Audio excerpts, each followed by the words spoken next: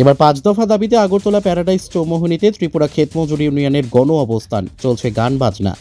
Tripura ক্ষেতমজুর union পশ্চিম ত্রিপুরা জেলা কমিটির আহ্বানে 5 দফা দাবির সমর্থনে সোমবার আগরতলা প্যারাডাইস চৌমোহনীতে 2 ঘন্টার গণ অবস্থান কর্মসূচি পালন করা হয়। এই গণ অবস্থানে শিল্পী ডালিয়া দাস সহ অন্যান্যরা গান বাজনায় সামিল হন। দাবিগুলি সম্পর্কে সংবাদ মাধ্যমের মুখোমুখি হয়ে কৃষক নেতা শ্যামল দে জানান, রেগা ও 2F প্রকল্পে বছরে 200 দিনের কাজ এবং দৈনিক মজুরি 600 টাকা করতে হবে। সকল ভূমিহীন, গৃহহীন, ক্ষেত মজুর সহ গ্রামীণ গরিবদের বাস্তবিটা ও পাকা গৃহের ব্যবস্থা করতে হবে।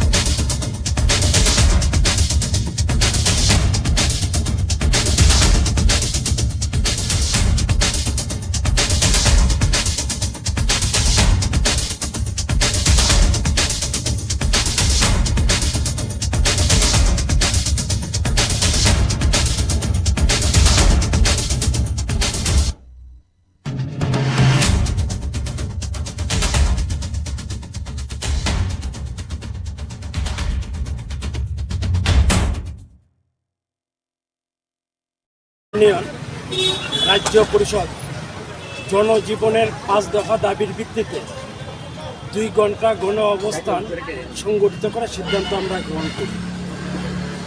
এই সিদ্ধান্ত গ্রহণ করলাম এই কারণে, আমরা দেখেছি আমরা সেপ্টেম্বর মাস থেকে ধারাবাহিকভাবে প্রশাসনের বিভিন্ন স্তরে আমরা এই দাবিগুলো এবং আরও অন্যান্য দাবিগুলো নিয়ে প্রশাসনিক আধিকারিকদের কাছে আমরা কখনো কোনো ডেপুটেশন, কখনো প্রতিনিধিমূলক ডেপুটেশন আমরা সেখানে দিয়েছিলাম, কিন্তু সরকার এগুলো কার্যকরী করার প্রশ্নে, রূপায়ণের প্রশ্নে কোনো ধরনের সদর্থক ভূমিকা তারা গ্রহণ করেনি।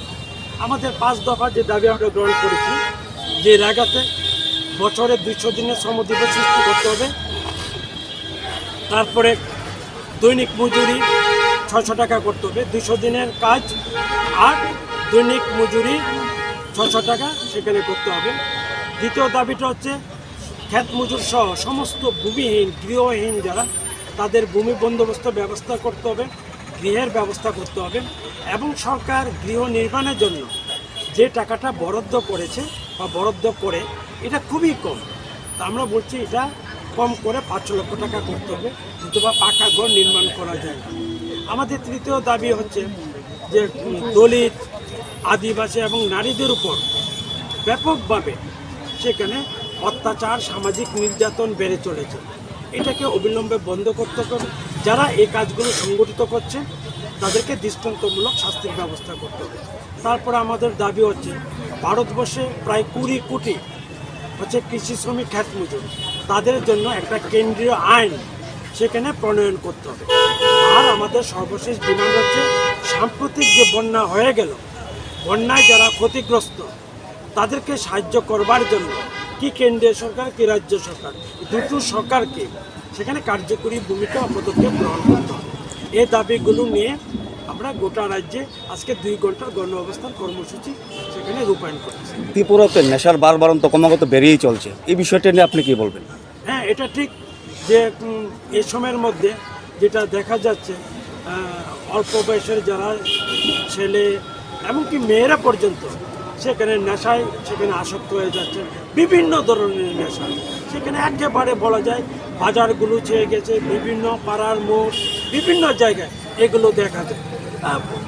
নানান ধরনের নেশা, আমি শুধু নাম করতে চাই না, সেখানে নেশা ট্যাবলেট হতে পারে, তারপরে ধরুন বিভিন্ন ধরনের কফ সিরাপ হতে পারে, গাঁজা হতে পারে, নানান ধরনের যেগুলো আছে। কিন্তু এটা সরকার তো জানে, সরকারের তার তো মানে গোয়েন্দা যারা, রাজ্যের গোয়েন্দা, ওরা তো সব বিষয়টা জানে, কিন্তু জানার পরেও সেখানে সরকার এইগুলোকে রোধ করবার জন্য, নিয়ন্ত্রণ করবার জন্য কোনো ধরনের কার্যকরী পদক্ষেপ নিচ্ছে না। তার একটা কারণ হচ্ছে, আমরা খোঁজ করে যেটা দেখলাম, নেশা কারবারি যারা, তার বড় অংশ যারা বিজেপি নামক রাজনৈতিক দলের আশ্রিত। ফলে এই সরকার, এই প্রশাসন সেখানে কঠোর পদক্ষেপ নিতে পারছে না। আপনার পরিচয়টা? আমি শ্যামল দে, ত্রিপুরা ক্ষেত মজুর ইউনিয়ন স্টেট সেক্রেটারি।